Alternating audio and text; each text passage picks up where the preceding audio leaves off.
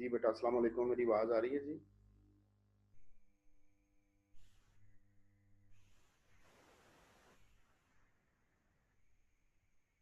जी बेटा, अस्सलाम वालेकुम। मेरी आवाज़ आ रही है बेटा? शोर तो नहीं आ रहा कोई? वालेकुम सलाम जी सर। आ रही है, नहीं आ रहा शोर? चलें, वेरी गुड, ठीक है जी, अच्छी बात है।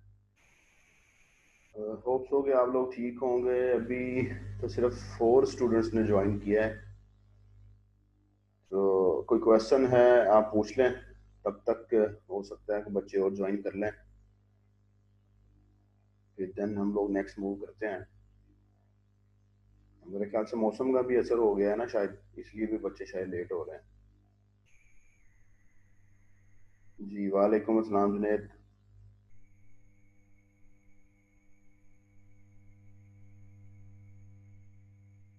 बेटा कोई क्वेश्चन है तो पूछ लें।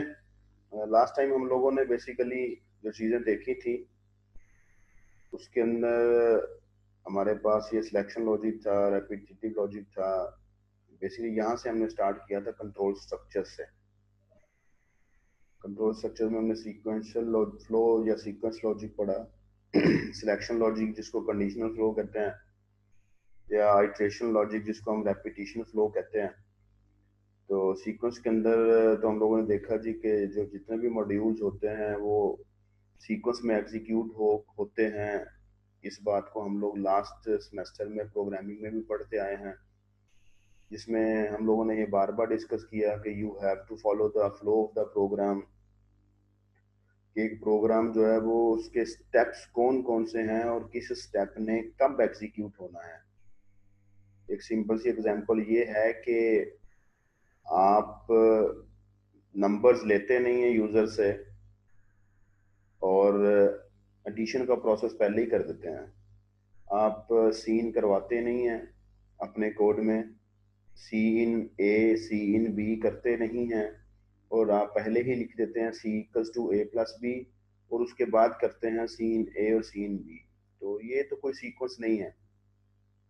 सो सीक्वेंस डज मैटर, कि आप कोई भी काम कर रहे हैं आप लोग उसको सीक्वेंस में करें। और सेकेंडली मॉड्यूल्स में हम लोगों ने बात की थी कि मॉड्यूल्स का मतलब होता है मॉडुलैरिटी। मॉडुलैरिटी से मुराद ये होती है कि आप छोटे छोटे मॉड्यूल्स बना देते हैं।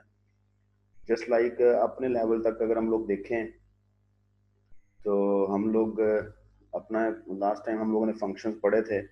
तो दैट बेसिकली वो मॉड्यूल्स ही होते हैं कि हम लोगों ने एक प्रोग्राम के अंदर छोटे छोटे मॉड्यूल बना दिए।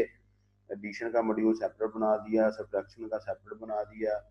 एक बेसिक लेवल के प्रोग्रामर के लेवल पर हम लोग अगर बात करते हैं तो अदरवाइज अगर आप लोग अपना अपनी व्हाट्सएप की एप्लीकेशन को देख लें, व्हाट्सएप की एप्लीकेशन को अगर आप लोग देखें तो आप लोग देखते हैं जी कि वहाँ पर आप एक वक्त में अपनी कोई वीडियो या कोई इमेज सेंड कर रहे होते हैं अपने फ्रेंड को। हम स्मॉल स्टेप्स कह सकते हैं जी, बिल्कुल छोटे छोटे मॉड्यूल्स में आप लोग डिवाइड कर लेते हैं अपने काम को, ताकि उसको अंडरस्टैंड करना और काम करना आसान हो जाए। इसलिए तो मैं यही बात बताने लगा था कि हमारे पास जब हम लोग व्हाट्सएप की बात करें तो व्हाट्सएप पर आप लोग क्या करते हैं जी, आप लोगों ने एक वीडियो भी सेंडिंग पर लगाई होती है, और उसके साथ साथ आप लोग जो है वो अपना मैसेज सेंड और रिसीव भी कर रहे होते हैं। मतलब ये वीडियो सेंडिंग से रिलेटेड मॉड्यूल सेपरेट है, मैसेज सेंडिंग से रिलेटेड मॉड्यूल सेपरेट है। अगर एक ही मॉड्यूल होता तो उसने आपको व्हाट्सएप ने कहना था भाई पहले वीडियो सेंड हो लेने दें, बाद में मैं आपके मैसेज जो है ना वो सेंड और रिसीव करूंगा। इसी तरह आपका ऑपरेटिंग सिस्टम है। ऑपरेटिंग सिस्टम जिसको विंडोज कहते हैं या लिनक्स कहते हैं या आप आईओएस कहते हैं या आप एंड्रॉयड कहते हैं, इसके मल्टीपल मॉड्यूल्स हैं। मेमोरी मैनेज करने का मॉड्यूल सेपरेट है, इसका फंक्शन है। प्रोसेस को मैनेज करना इसका सेपरेट से कैपेबिलिटी है। डिवाइसेस को मैनेज करना इसकी सेपरेट से कैपेबिलिटी है। तो हमारे पास इसी तरह जो कंप्यूटिंग जो है इसको एफिशिएंट कहा जाता है कि अगर आप लोग छोटे छोटे मॉड्यूल्स में काम लेते हैं इससे तो अच्छा हो जाता है। और वैसे भी अगर हम लोग अपनी जनरल लाइफ के अंदर एक टास्क को डिवाइड कर लें छोटे छोटे मॉड्यूल्स में, पहले हम ये काम कर लें फिर ये कर लें, या हम लोग डिवाइड कर लेते हैं जी भाई आपने ये काम करना है आपने फलाना काम करना है, तो काम एफिशिएंटली भी हो जाता है और उसकी आउटपुट भी बड़ी अच्छी आ जाती है। तो कंडीशनल फ्लो के अंदर हमारे पास इफ स्ट्रक्चर सा, हमने इसको देखा कैसे यूज किया जाता है एल्गोरिथम्स के अंदर। तो एल्गोरिथम्स को डिफरेंट वे में लिखा जा सकता है।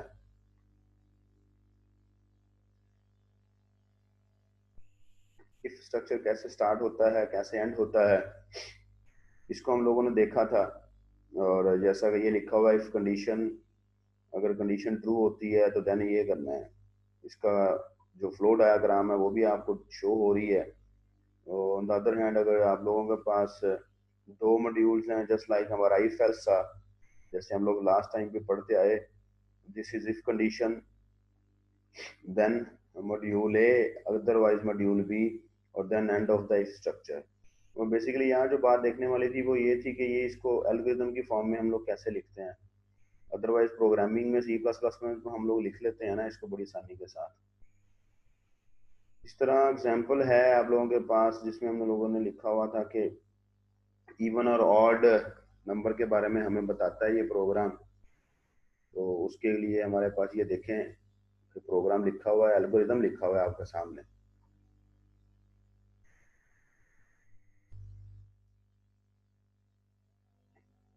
आपको चाहिए था कि आप इस प्रोग्राम को, इस एल्गोरिथम को अपने सामने रखते और इस एल्गोरिथम से रिलेटेड जो लास्ट क्लासेस में मींस के सेमेस्टर में हम लोगों ने इवन ऑड वाला प्रोग्राम बनाया था उसको भी अपने सामने रखते और देखते कि काम तो वही है, लेकिन यहाँ पर हम लोगों ने इसको एक लैंग्वेज पर डिपेंड हुए बगैर किसी लैंग्वेज में लिखा है। मतलब कि हमने सी प्लस प्लस में नहीं लिखा, मतलब कि हमने इसको जावा में नहीं लिखा, हमने इसको पाइथन में नहीं लिखा, एंड सो ऑन। मतलब लैंग्वेज डिपेंडेंट नहीं है, आप इसको सिंपल इंग्लिश में लिख देते हैं, इसको आप लोग कन्वर्ट कर सकते हैं किसी भी दूसरी लैंग्वेज में। और इसी तरह फिर हमारे पास ये मल्टीपल टाइम अगर आप लोग नेस्टेड इफ एल्स यूज करते हैं तो उसकी एग्जांपल उसने यहाँ पर आपको बताई। Then this was your assignment. तो लेकिन ये 2-3 लोगों ने, सिर्फ 4 लोगों ने शायद सेंड किया इसको करके, बाकी किसी ने भी नहीं किया। ठीक है, थोड़ा सा आप कोरोना का एज ले रहे हैं। कोरोना का एज ये है कि आप लोगों के साथ थोड़ी सी सख्ती नहीं की जा रही। अदरवाइज तो ये रिकॉर्ड तो हमारा पड़ा होता है व्हाट्सएप में जो आप मुझे सेंड करते हैं, तो वहां से देख के बड़ा एफिशिएंटली आप लोगों की असाइनमेंट्स या आप लोगों के सेशन मार्क्स को डील किया जा सकता है। थोड़ा सा आप लोगों ने इसको सीरियस कर लेना है और आप इसका प्रोग्राम जो लोगों का रहता है उन्होंने करके भेजना है। ठीक है, मेरे ख्याल से कोई उम्मे अमन थी, उम्मे अमन के साथ एक जहीम अली का प्रोग्राम जहीम अली ने सेंड किया था, और बाकी कुछ फीमेल्स ही हैं, मुझे उनके नाम याद नहीं आ रहे, तो उन्होंने सेंड किए हैं। लेकिन अब आप लोग देखिए बेटा, इसको साथ साथ करेंगे तो अंडरस्टैंडिंग आएगी, अदरवाइज इससे नेक्स्ट सेमेस्टर में आपका जो कोर्स है ऊप का वो इससे भी ज़्यादा डिफिकल्ट है। तो अब सारे कोर्सेज मैंने तो नहीं पढ़ाने ना आपको, नेक्स्ट सेमेस्टर में हो सकता है कोई और टीचर आ जाए। ठीक है, और टीचर आ जाएंगे तो जब क्या कहते हैं, आपको आएगा कुछ नहीं। जी जी बेटा ठीक है, जिन्होंने सेंड किया है मुझे पता है, मैं कहता रहा हूँ मुझे नाम नहीं याद उनके, लेकिन इंफॉर्मेशन तो है ना मेरे पास। आपने तो अपनी जान छुड़वा लेनी है नेक्स्ट सेमेस्टर में ये बोल के कि वो सर नहीं हमें सही नहीं पढ़ाया था। ठीक है, आपने ये थोड़ी कहना कि हमने नहीं पढ़ा था अगर कोई दूसरे टीचर आ जाते हैं तो। इसलिए आप भी पढ़ा करें और हमारा भी ख्याल रखा करें। तो ये हम लोगों ने ये इसका पूरा एल्गोरिथम हम लोगों ने डिस्कस किया था, और मेरे ख्याल से इसमें कोई भी प्रॉब्लम नहीं होना चाहिए। इस एल्गोरिथम को सामने रखना था और जस्ट आप लोगों ने इसको कोडिंग करनी थी सी प्लस प्लस के अंदर। और सी प्लस प्लस में कोडिंग करने से क्या था जी कि आपको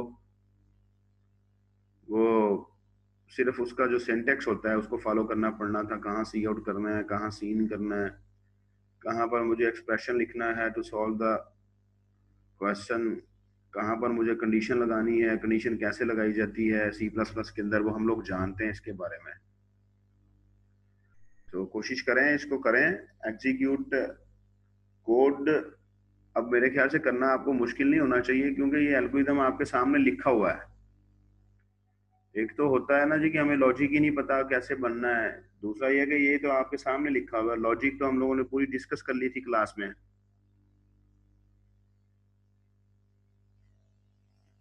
नेक्स्ट इसके बाद हमारे पास था जी, अगर किसी को कोई प्रॉब्लम है इसमें तो मुझे बता दे, मैं रिपीट कर देता हूँ।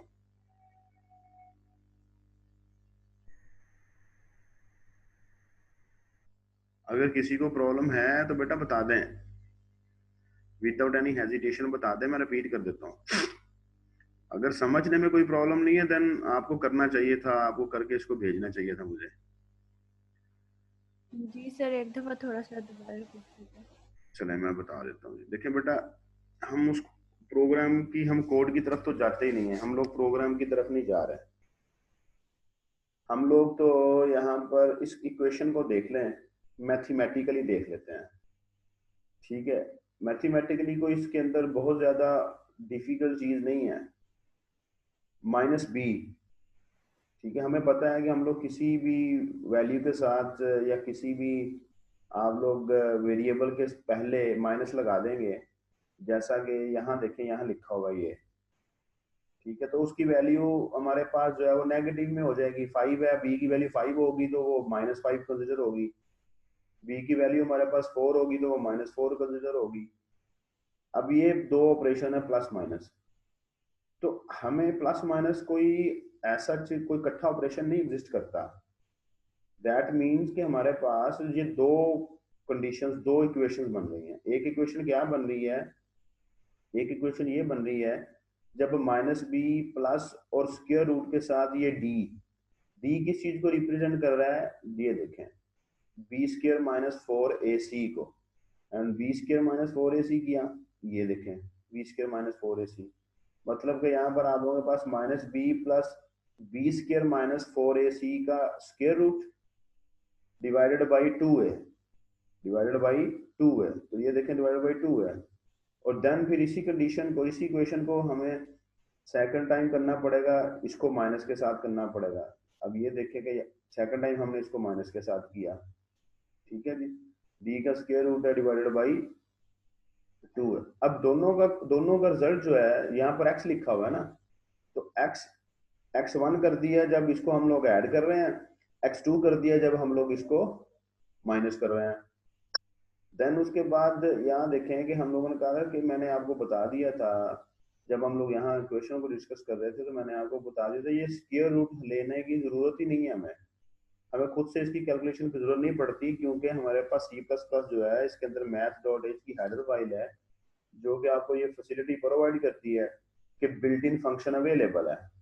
तो यहाँ पर आप लोग, यहाँ पर जो है आप लोग ये स्क्वायर रूट का जो साइन डाला हुआ है ना, ये स्क्वायर रूट का साइन नहीं डालना आपने, ये तो एल्गोरिथम के अंदर डाला हुआ है। जब आप कोड लिखेंगे तो आप लोग यहाँ पर लिखेंगे स्क्वायर रूट, जैसे ये देखें ये लिखा हुआ है, आप ये लिखेंगे ऐसे स्क्वायर रूट इंटू डी, और डी क्या है, डी को आप लोगों ने यहाँ पर बी स्क्वायर -4ac किया हुआ है, ठीक है। अब डी, इसको यूं भी किया जा सकता था कि आप इसको डी ना करते हैं, आप डायरेक्टली यहाँ पर बी स्क्वायर -4ac लिख देते हैं, लेकिन उसके मतलब ये होना था अगर ये D B square -4ac zero आ जाता तो फिर उसका स्क्वायर रूट भी जीरो ही होना था, दैट्स उससे फर्क नहीं पड़ता। इस वजह से वो कह रहा है कि अगर डी ग्रेटर देन जीरो है तो मैं ये कैलकुलेशन करूं, अदरवाइज मैं ये कैलकुलेशन ना करूं। तो फिर उसके बाद आप लोगों के पास ये देखें सिंपल, आप मुझे बताएं ये राइट x1 x2 लिखा हुआ है, इसका क्या मतलब है?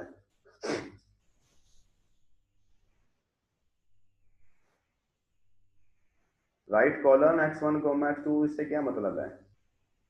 ये ऊपर जो x1 और x2 की वैल्यूज लिखी हैं। हाँ जी, x1 और x2 की वैल्यूज हमें यहाँ पर हमने हासिल की है ना कैलकुलेशन करने के बाद, लेकिन ये राइट जी कॉलन x1 x2 से क्या मुराद है?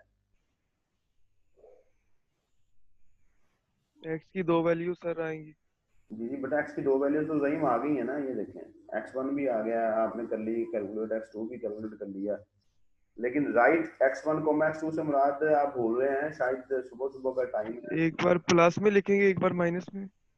अच्छा, मैं मेरी बात सुनो जरा, इसका राइट कॉलन x1 x2 से मुराद ये है कि सी आउट कर रहे हैं ना आप, यहाँ पर हम एल्गोरिथम लिख, एल्गोरिथम में राइट का मतलब क्या है, भूल गए?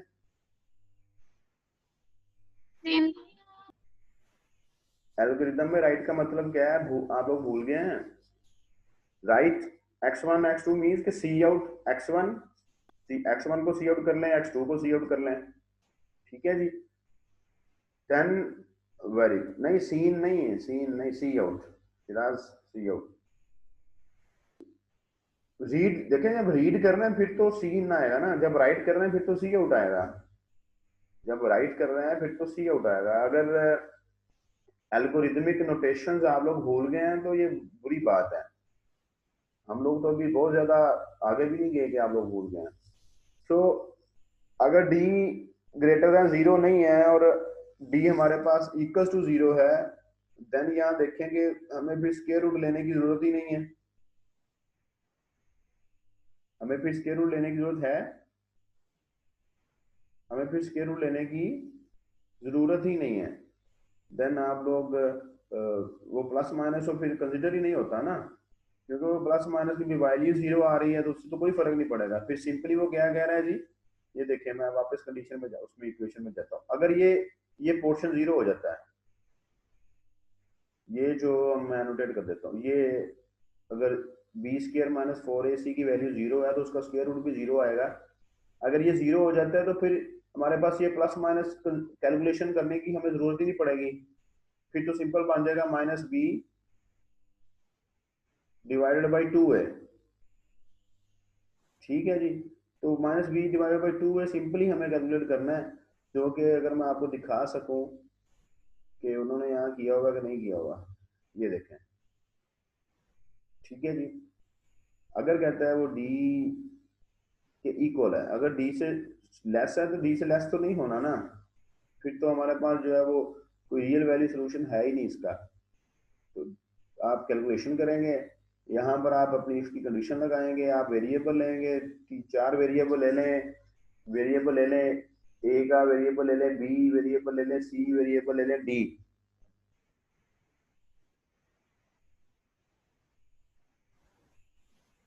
जुनेद अफजल, ये ए की वैल्यू पर डिपेंड करता है ना आपके पास, ए की वैल्यू पर डिपेंड करता है कि ए की वैल्यू क्या है, ठीक है। आप ए की वैल्यू कैसे देते हैं, आप बी की वैल्यू कैसे देते हैं, आप सी की वैल्यू कैसे देते हैं, आप डी की वैल्यू कैसे देते हैं। डी की वैल्यू तो हमें एक्सेस करनी है ना, बल्कि कैलकुलेशन करनी है, डी की वैल्यू तो कैलकुलेशन करके आएगी। तो ये आप पर डिपेंड करता है कि आप ए की वैल्यू कैसे देते हैं, बी की वैल्यू कैसे देते हैं।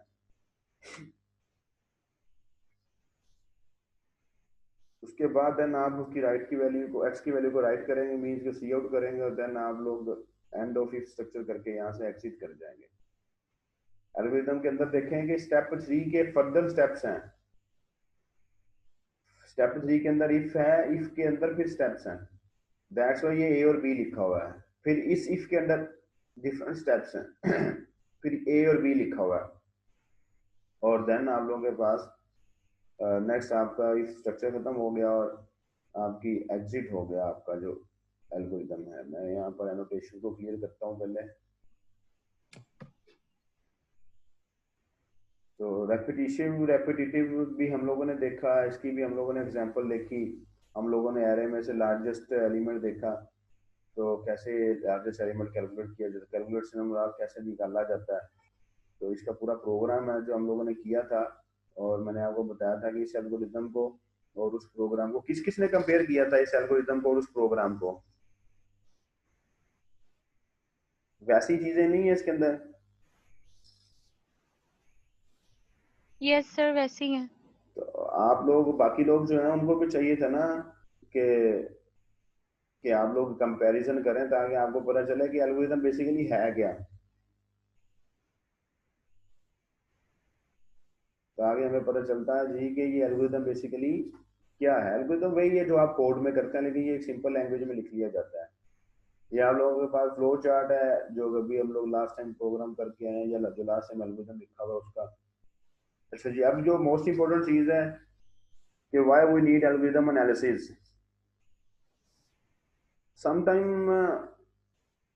समटाइम मेजर लेवल पर हम भी एनालिसिस करते हैं, कुछ एप्लीकेशन का हम एनालिसिस करते हैं। जस्ट लाइक आप लोगों को याद होगा कि लास्ट सेमेस्टर में आप लोग जब मुझे प्रोग्राम कोई लिख के सेंड करते थे क्लास असाइनमेंट के तौर पर या वैसे, तो हम लोग कुछ डिस्कशंस करते थे भाई कि फलाने बच्चे ने प्रोग्राम लिखा है, उसका अच्छा प्रोग्राम है, फलाने बच्चे ने लिखा है तो अच्छा, आउटपुट तो आ रही है, लेकिन उसने बहुत सारे स्टेप्स उसके अंदर लिख दिए हैं, बहुत सारा उसने उसको जो है ना वो क्या कह लें जी, थोड़ा सा कम्प्लेक्स बना लिया है, बहुत सारी इंस्ट्रक्शन लिख दी हैं, मतलब बहुत एक्स्ट्रा काम बहुत ज्यादा किया हुआ। कुछ ऐसी बातें याद है आप लोगों को, नहीं याद? जी सर। तो तो बेसिकली हम एनालिसिस कर रहे थे ना, एनालिसिस क्यों कर रहे थे?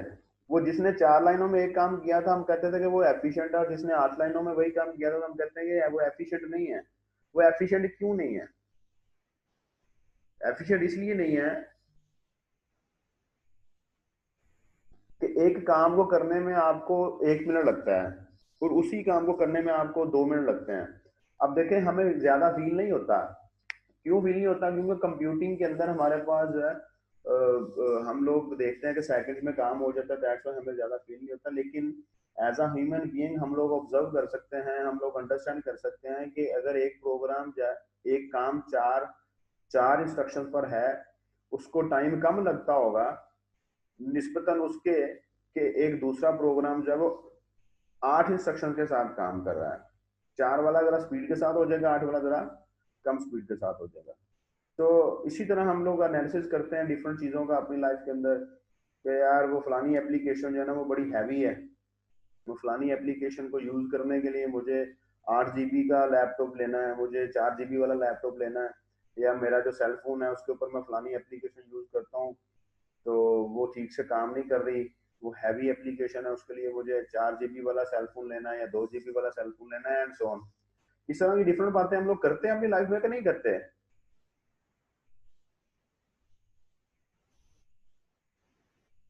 छोटी छोटी डिस्कशन हम लोग इस तरह की बहुत करते हैं, हम लोग इंटेंशनली नहीं कर रहे होते हैं, लेकिन हम लोग क्या कर रहे होते हैं, हम लोग बेसिकली हम लोग एल्गोरिदम का एनालिसिस कर रहे होते हैं कि भाई वो हैवी है, वो बहुत ज्यादा स्पेस बहुत ज्यादा कंज्यूम करती है, वो जी जब मैं उसको ओपन करता हूँ तो वो मेमोरी में लोड होने में बहुत टाइम लगा देता है, या मेमोरी में बहुत ज्यादा स्पेस ले लेती है, फलानी एप्लीकेशन बहुत ज्यादा स्पेस कंज्यूम कर लेती है। इस तरह की हम लोग बहुत सारी चीजें डिस्कस कर रहे होते हैं।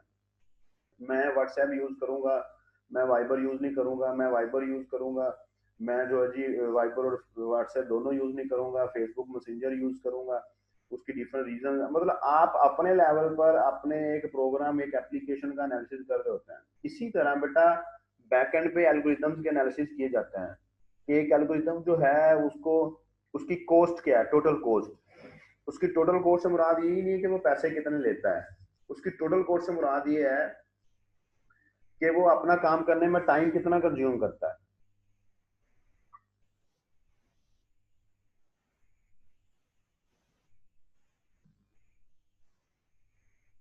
उसकी कॉस्ट से मुराद ये है कि वो एल्गोरिथम जो है वो मेमोरी में कितनी स्पेस कंज्यूम करता है। ठीक है जी, बेसिकली हमारे पास जो है ये दो चीजें ज्यादा इंपॉर्टेंट है आपके एल्गोरिथम के एनालिसिस के अंदर, कि हमारे पास जो है कि एक एल्गोरिथम जो है वो कितना टाइम कंज्यूम करता है अपनी एग्जीक्यूशन में, या एक दूसरा एल्गोरिथम है वो आप लोगों के पास क्या कहते हैं उसको, कितनी मेमोरी या कितना स्टोरेज एरिया कंज्यूम करता है जब आप लोग इसको यूज करते हैं। सो उसकी तरह मूव करते हैं। वो कह रहा है जी as computers get faster and problem sizes get bigger. Daily basis पे हमारी प्रॉब्लम्स जो है वो चेंज होती जा रही हैं। डेली बेसिस में जो है ना हमारी प्रॉब्लम ये होती जा रही है कि पहले हमारे पास सिंपल मैसेजेस होते थे, अब हम लोग यूजिंग व्हाट्सएप हम लोग इमेजेस भी, तस्वीरें भी बना बना सेंड करते हैं, हम लोग वीडियोस भी सेंड कर रहे हैं, क्लिप्स बना बना के लोगों के, या कोई छोटी छोटी फनी क्लिप्स आ जाते हैं वो भी सेंड कर रहे हैं। अब हमारे पास जो हमारी प्रॉब्लम आ गई है कि कोई ऐसा काम हो जाए कि हम लोग जो है ना वो व्हाट्सएप के थ्रू अगले बंदे के पास ही पहुंच जाए। ठीक है, अब कभी कभी इस तरह फील होता है ना आप लोगों को कि कौन सा टाइम हो कि मैं जो है ना अपने दोस्त के पास पहुंच जाऊं बस फटाफट, वो जो है ना बहुत अच्छा खाना खा रहा है तो मैं व्हाट्सएप में बैठूं और मैं बस उसके पास चला जाऊं। तो मीन्स के एक थोड़ा सा आप लाइट मोड में अगर आप लोग एग्जांपल ले रहे हैं तो प्रॉब्लम बिगर होते जा रहे हैं। प्रॉब्लम बिगड़ क्या होते जा रहे हैं जी कि मेरे पास बहुत सारा डाटा पड़ा हुआ है जो कि इंग्लिश लैंग्वेज के अंदर है, तो वो इतने सारे कमेंट्स को लोग पढ़ें और लोग पढ़ के मुझे जो है ना वो ये बता दें कि भाई लोग मेरे बारे में क्या सोचते हैं। तो उन इतने सारे कमेंट्स को, इतने सारे रिव्यूज को पढ़ने में बहुत ज्यादा टाइम लगेगा। थाउजेंड्स ऑफ रिव्यूज हैं जो कि वेबसाइट्स के ऊपर किसी प्रोडक्ट के बारे में पढ़े हैं जो कि ट्रंप से रिलेटेड। अब देखें पूरी दुनिया की तवज्जो जो है वो ट्रंप के इलेक्शन पे थी, अमेरिका के इलेक्शन पे थी। तो आप लोग देख रहे हैं कि फेसबुक के ऊपर, ट्विटर के ऊपर, इंस्टाग्राम के ऊपर लोगों ने बहुत सारे कमेंट्स किए, किसी ने उसके हक में किए, किसी ने उसके खिलाफ किए। अगर मैं आपसे कहूं कि भाई शिराज आप ऐसा करें कि इन कमेंट्स को पढ़ के मुझे बताएं कि लोग ट्रंप के बारे में क्या सोचते हैं, तो it looks like an impossible task. ये नामुमकिन सा लगता है कि इतने ज्यादा कमेंट्स को कैसे शिराज जो है वो वैल्यूएट करेगा, कैसे पढ़ेगा इनको, कैसे वैल्यूएट करेगा। तो ये बहुत मुश्किल लगता है। तो फिर हमारा प्रॉब्लम क्या था जी कि उन उन कमेंट्स को पढ़ना है, उनको देखना है, उनको अंडरस्टैंड करना है, दैट वी कैन आइडेंटिफाई कि लोग ट्रंप के बारे में क्या सोचते हैं। फिर उसके लिए क्या है जी, उसके लिए एल्गोरिथम लिखे।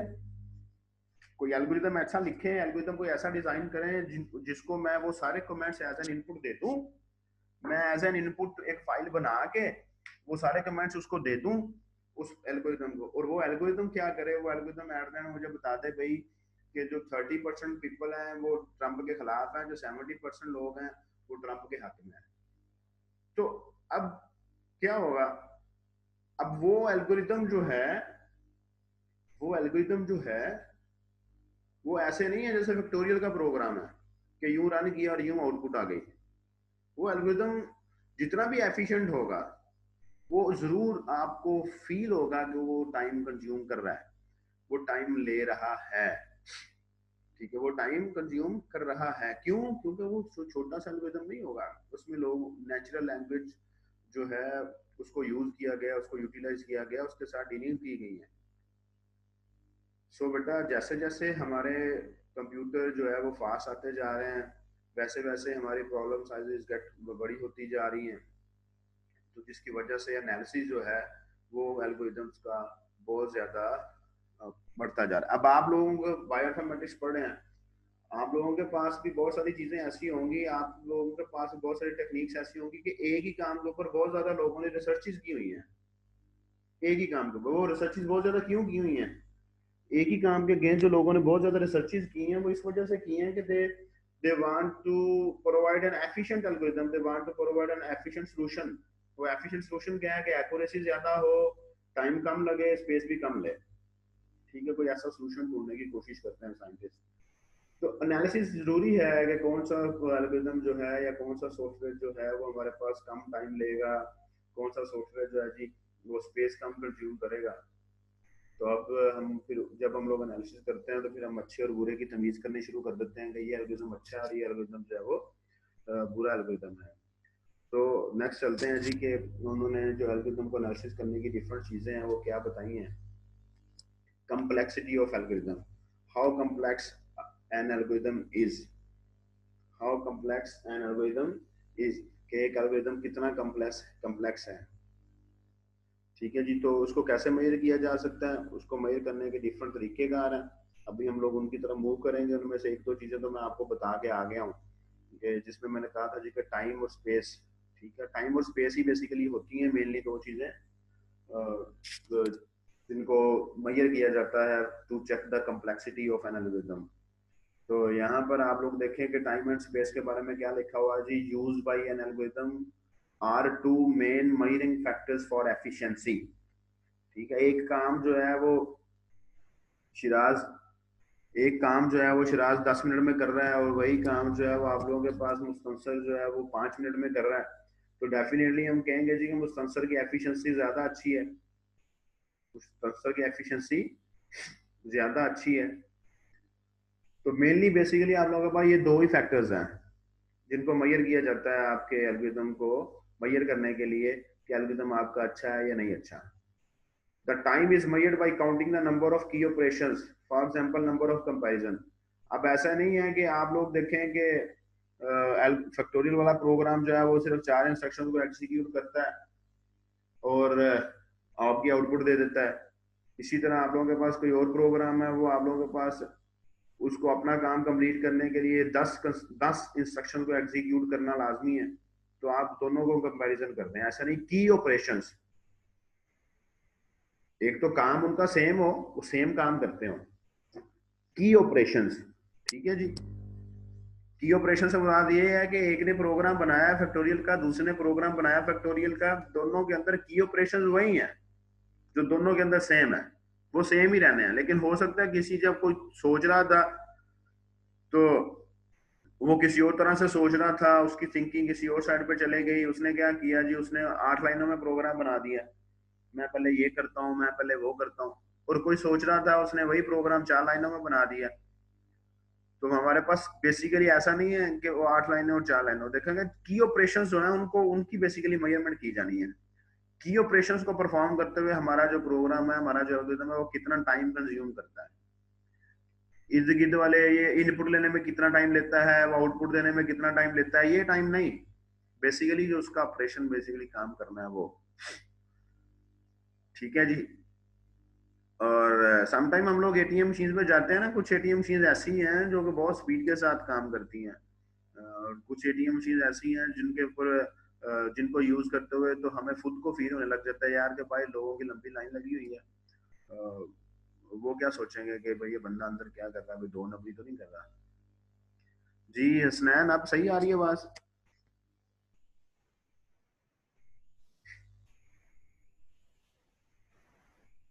इसी तरह बेटा फिर स्पेस मेजर की जाती है। स्पेस मेजर करने से मुराद क्या है कि मेमोरी कितनी कंज्यूम कर रहा है वो, आपका जो एल्गोरिथम है वो कितनी मेमोरी कंज्यूम करेगा। कितनी मेमोरी कंज्यूम करने से मुराद ये है जी कि जब आप उसको यूज कर रहे हैं एल्गोरिथम को, तो उसको मेमोरी कितनी रिक्वायर्ड है यूज करने के लिए।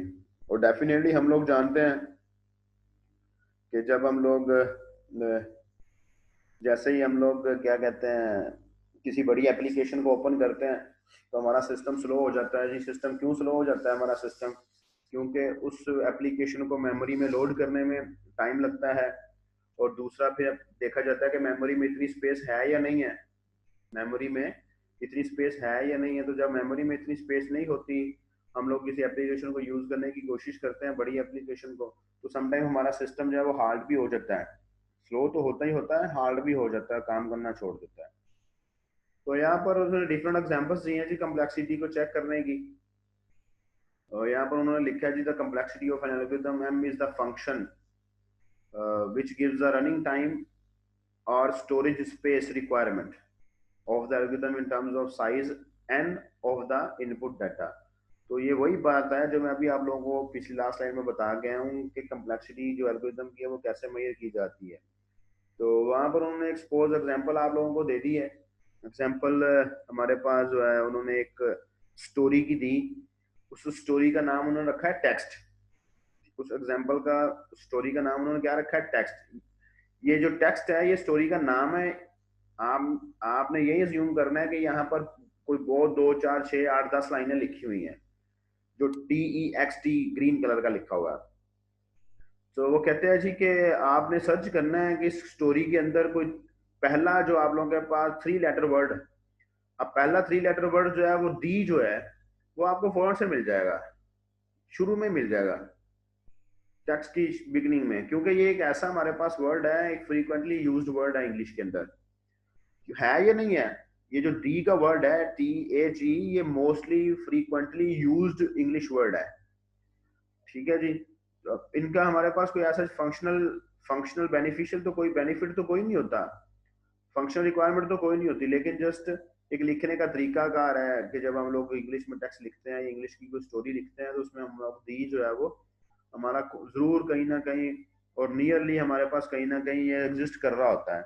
तो आप मुझे बताएं कि क्या ये दी जो है ये आसानी के साथ हमें स्टार्ट ऑफ द स्टोरी ही मिल जाएगा या नहीं मिलेगा?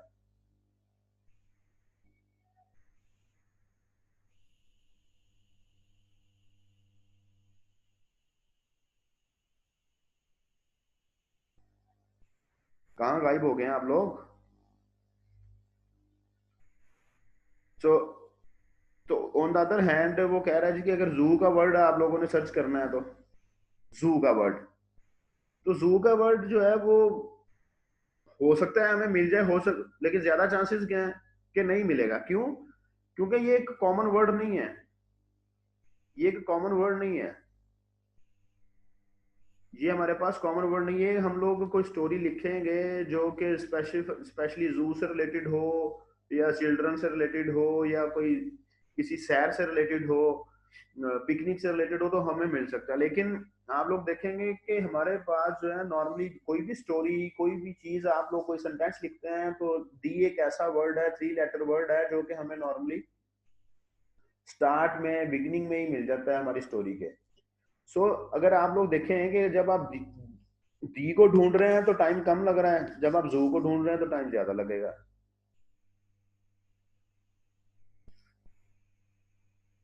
ठीक है, तो हमारे पास जो है कि रनिंग टाइम जो था जब हम लोग डी को ढूंढ रहे थे वो कम है, या जब हम लोग जू को ढूंढ रहे हैं वो कम है?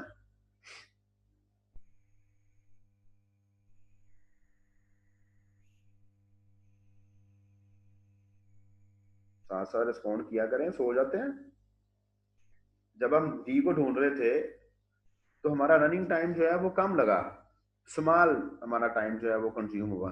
और जब हम लोग जू को ढूंढ रहे थे तो हमारा टाइम ज्यादा कंज्यूम हुआ, तो हमारा टाइम ज्यादा लगा, जिसकी वजह से हम लोग कहते हैं कि डी वाला जो 3 लेटर, देखिए वो भी 3 लेटर वर्ड है, वो भी 3 लेटर वर्ड है। जू को ढूंढना भी 3 लेटर वर्ड है, तो THE को ढूंढना भी, वो भी एक 3 लेटर वर्ड था। दोनों 3 लेटर वर्ड्स ही हैं, काम सेम है, लेकिन एक का रनिंग टाइम ज्यादा है और एक का रनिंग टाइम कम है। यहाँ देख लें, एक दफा दोबारा से देख लें। सबसे पहले ऊपर वाली लाइन को पढ़ें। The complexity of an algorithm m is the function f of n which gives the running time or storage space requirement of the algorithm in terms of size and of the input data। ठीक है जी। तो अब आप लोगों के पास input data जो है वो मैटर करता है कि नहीं करता? जहां पर 10 वेरिएबल्स के साथ काम हो रहा है और एक प्रोग्राम ऐसा है जहां पर 3 वेरिएबल्स के साथ काम हो रहा है, अब आप लोग दोनों का कंपैरिजन करने बैठ जाएंगे तो वो गलत बात है ना। आपके पास एक है ही जिसमें 10 वेरिएबल यूज होने ही होने हैं, 10 वेरिएबल के साथ काम होना ही होना है, डेफिनेटली उसकी कम्प्लेक्सिटी, उसका टाइम ज्यादा होगा। जब आप लोग किसी ऐसे एल्गोरिथम के साथ काम कर रहे हैं जिसके अंदर सिर्फ 3 वेरिएबल्स हैं। यहाँ तक कोई क्वेश्चन है बेटा? पूछें, देन हम लोग नेक्स्ट मूव करते हैं नेक्स्ट क्लास में। इस क्लास को खत्म हो रही है, 1-1.5 मिनट रह गए जी हमारे पास। कोई क्वेश्चन बेटा?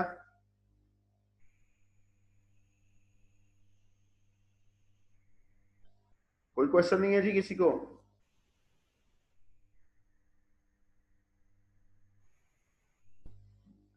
चले चले, अब तब तक अपना ख्याल रखें, नेक्स्ट क्लास को स्टार्ट करते हैं, देन हम लोग उसमें डिस्कस करते हैं।